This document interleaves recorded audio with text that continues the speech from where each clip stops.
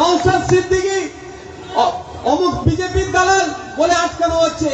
আমার কোন জায়গায় বলা হচ্ছে এই আমরা তো বুকে হাত দিয়ে নামাজ পড়ি, নওশাদ সিদ্দিকী তো নাভির নিচে হাত দিয়ে নামাজ পড়ে, ও পীরের ছেলে, ওর কেন মিটিং এ যাবি? গঙ্গার ভাঙনের জন্য বিধানসভার মধ্যে দাঁড়িয়ে আপনাদের হয়ে এই মালদা মুর্শিদাবাদের মানুষের জন্য বিজ্ঞানসম্মত ভাবে বাদরির মনের কথা আমি ফুরফুরা শরীফ থেকে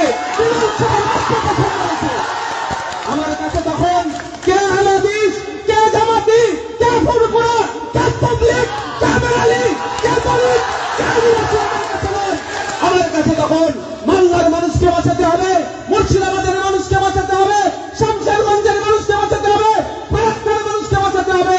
কারণ যেভাবে গঙ্গা ভাঙন চলছে, হয়তো আগামী দিনে দেখা যাবে মুর্শিদাবাদের অর্ধেক অংশ গঙ্গা বক্ষে তলিয়ে যাবে। তাই ওইখানে যারা বসবাস করছে, সে আহলাদিস হতে পারে, ফুরফুরা হতে পারে, তাবলীগ হতে পারে, দেওবন্দি হতে পারে, বেরেলি হতে পারে, হিন্দু হতে পারে, মুসলমান হতে পারে, আমার দেখার প্রয়োজন নাই। তাদের হয়ে বিধানসভায় আমি সর্বপ্রথম আওয়াজ তুলেছি। কিন্তু আপনাদের মধ্যে কি লাগিয়ে দেওয়া হচ্ছে? এই ফিতনা ঢুকিয়ে দেওয়া হচ্ছে।